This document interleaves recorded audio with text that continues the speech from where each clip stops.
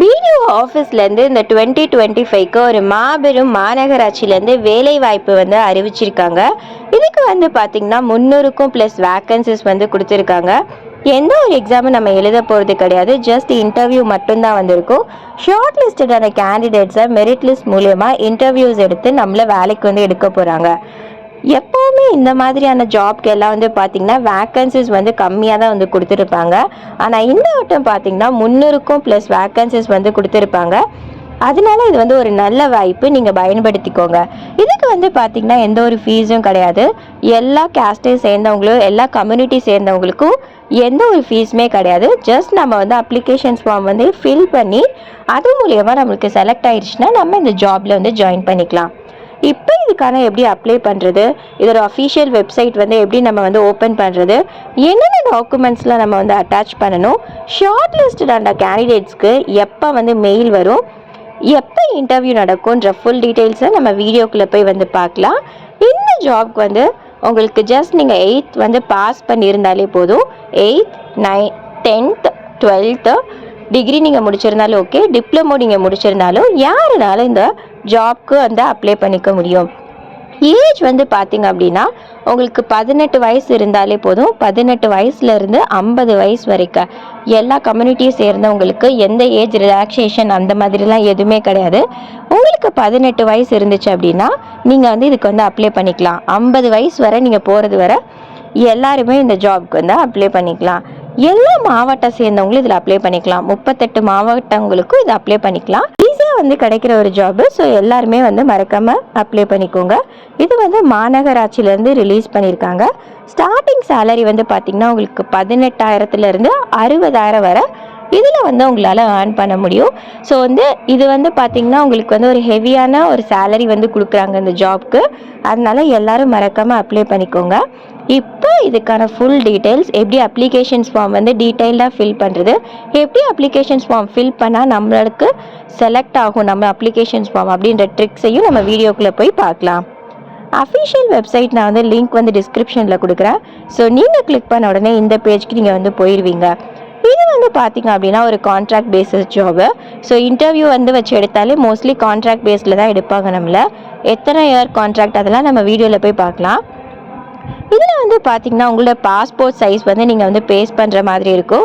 ரீசெண்டாக எடுத்த ஃபோட்டோ தான் நீங்கள் வந்து பேஸ்ட் பண்ணணும். 3 monthsலேருந்து 6 monthsக்குள்ளே எடுத்ததை நீங்கள் பேஸ்ட் பண்ணிக்கணும். இந்த சைடில் வந்து நேம் ஆஃப் த போஸ்ட் வந்து கேட்குறாங்க. எந்த போஸ்ட்டுக்கு நீங்கள் அப்ளை பண்ண போகிறீங்களோ அதை செலக்ட் பண்ணிவிட்டு உங்களோட பேர் வந்து எழுதிக்கோங்க. நெக்ஸ்ட் வந்து உங்களோட ஃபாதர் நேம் இல்லைனா ஹஸ்பண்ட் நேம், மேரிட் ஆயிடுச்சுன்னா ஹஸ்பண்ட் நேம் எழுதிக்கோங்க. உங்களோட டேட் ஆஃப் பர்த் என்ட்ரு பண்ணிக்கோங்க. எந்த ஏஜில் நீங்கள் வந்து இப்போ இருக்கீங்களோ அந்த ஏஜையும் இதில் நீங்கள் இப்போ மென்ஷன் பண்ணிக்கோங்க. ஸோ ஒன்ஸ் இந்த டீட்டெயில்ஸ்லாம் நீங்கள் ஃபில் பண்ணதுக்கப்புறம் முக்கியமானது என்ன அப்படின்னு வந்து பார்த்திங்கன்னா கல்வி தகுதி. ஸோ கல்வி தகுதியில் நிறைய பேர் என்கிட்ட வந்து டவுட் கேட்டிருக்கீங்க. நான் வந்து இப்போ டிகிரி முடிச்சிருக்கேன், ஆனால் நான் வந்து அப்ளை பண்ண போகிற ஜாப்க்கு வந்து 8th தான் 10th தான், அப்போ நான் எதை மென்ஷன் பண்ணணும் அப்படின்னு சொல்லிட்டு உங்களோட கல்வி தகுதியில் நீங்கள் வந்து முடித்த டிகிரி தான் இதில் நீங்கள் வந்து மென்ஷன் பண்ணணும்.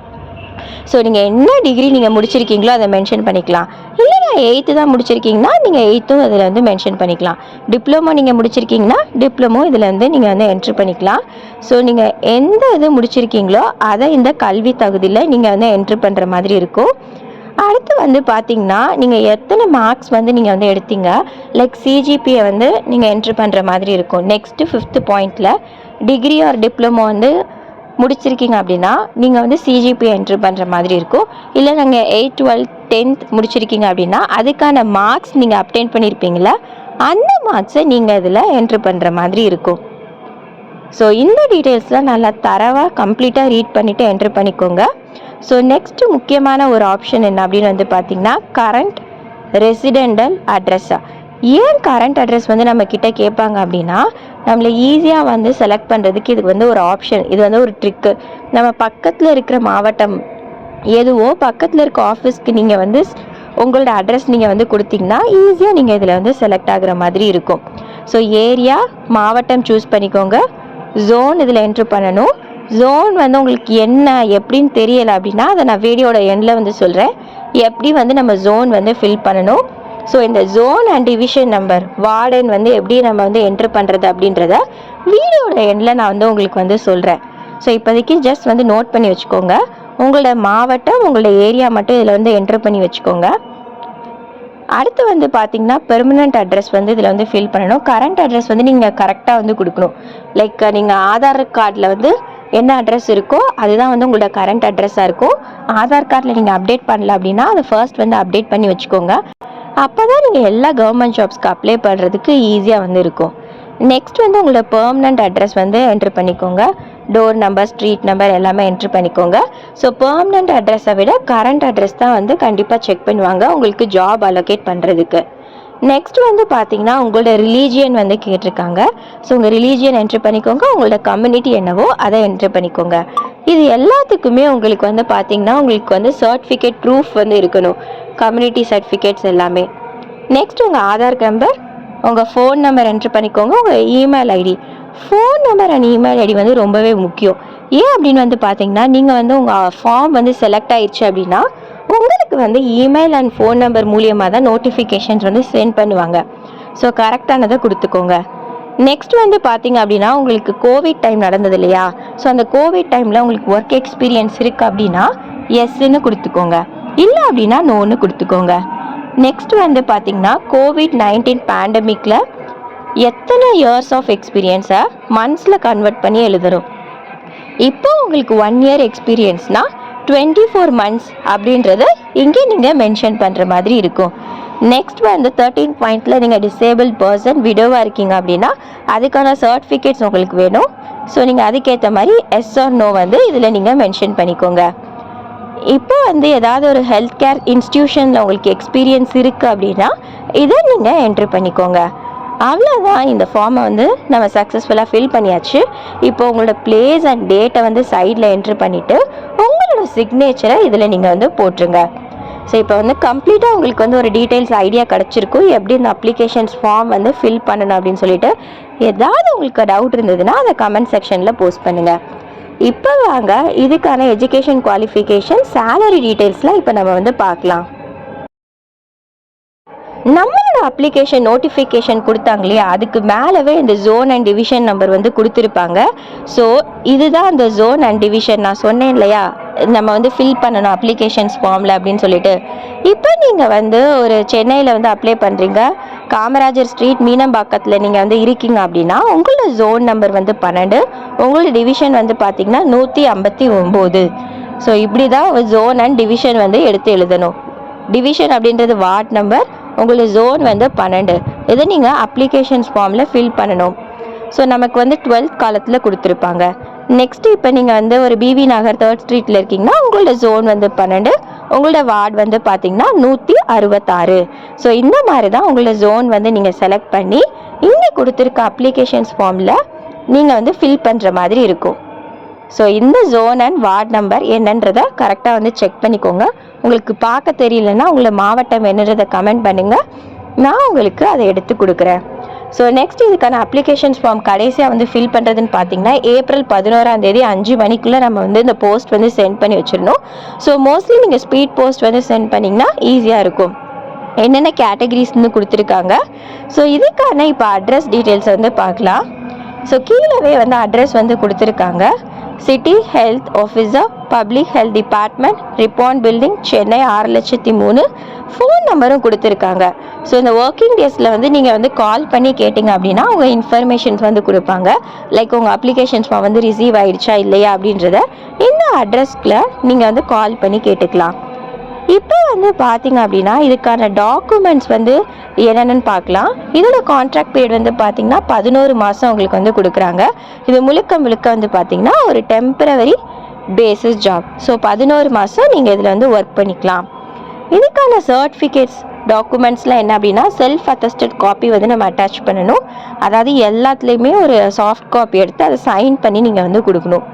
ரீசன்ட் ஃபோட்டோகிராஃபு, அடுத்து date of birth, SSLC certificates, அடுத்து தமிழ் உங்களுக்கு 10th and 12th முடிச்சிருக்கணும், அந்த எலிஜிபிலிட்டி சர்டிஃபிகேட்ஸ் அட்டாச் பண்ணணும், கம்யூனிட்டி சர்டிஃபிகேட்ஸ் அட்டாச் பண்ணணும்.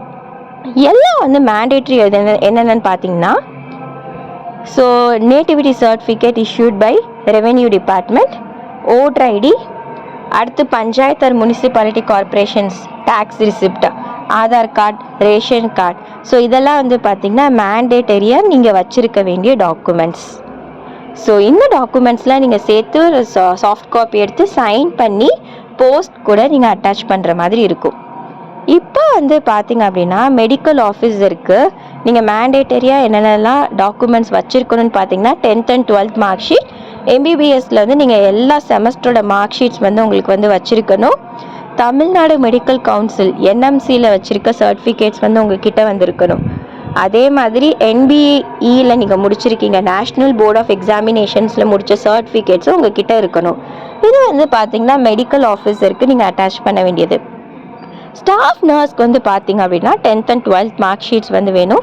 பிஎஸ்சி நர்சிங்கில் நீங்கள் முடிச்சிருப்பீங்களா, அந்த செமஸ்டரில் நீங்கள் எடுத்த எல்லா மார்க் ஷீட்ஸுமே, ஸோ அந்த இயரில் முடித்த எல்லா செமஸ்டர் மார்க் ஷீட்ஸ் உங்களுக்கு வந்து வேணும். தமிழ் எலிஜிபிலிட்டி சர்டிஃபிகேட்ஸும் உங்களுக்கு அனுப்புகிற மாதிரி இருக்கும்.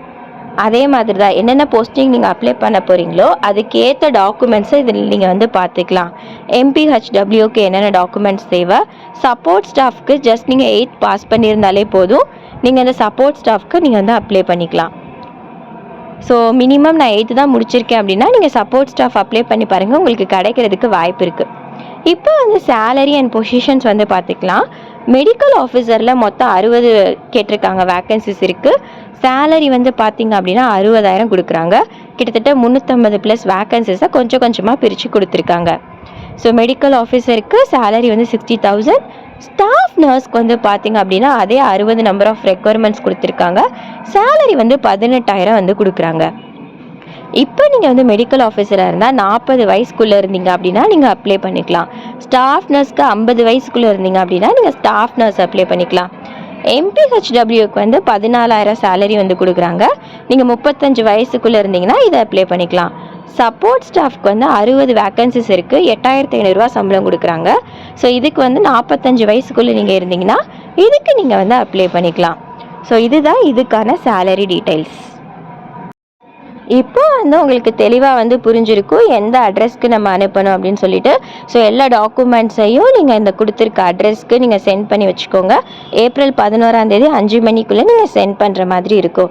ஸோ இதே மாதிரி கவர்மெண்ட் ஜாப்ஸ் அப்டேட்ஸ்லாம் நீங்கள் தெரிஞ்சுக்கணுன்னா மறக்காமல் நம்ம டெலகிராம் அண்ட் வாட்ஸ்அப்பில் ஜாயின் பண்ணிக்கோங்க. கவர்மெண்ட் ஜாப் வந்து போகிற உங்கள் ஃப்ரெண்ட்ஸ்க்கு நிறையா பேர் வந்து தேடிட்டு இருப்பாங்க. ஸோ அவங்களுக்கு இந்த வீடியோவை ஷேர் பண்ணுங்கள். மறக்காமல் நம்ம சேனலை சப்ஸ்கிரைப் பண்ணி வச்சுக்கோங்க.